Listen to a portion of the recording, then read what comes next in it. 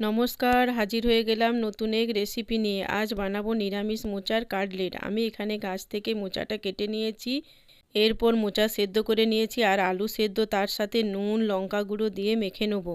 এদিকে কড়াইয়ে অল্প তেল দিয়ে বাদামও ভেজে নেবো, শুকনো লঙ্কাও ভেজে নেবো।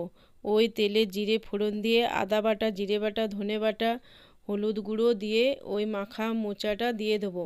তার সাথে দেব কাঁচা লঙ্কা কুচো, মেথি পাতা, ভাজা মশলা, ধনে পাতা ও বিস্কুট গুঁড়ো আর ভাজা লঙ্কা, বাদাম ভাজা, চিনি সব একসাথে মিশিয়ে একটু ভেজে নামিয়ে নেব। এদিকে একটা বাটিতে কর্নফ্লাওয়ার ও তার সাথে নুন ও গোলমরিচের গুঁড়ো মিশিয়ে জল দিয়ে একটা পাতলা ব্যাটার বানিয়ে নেব।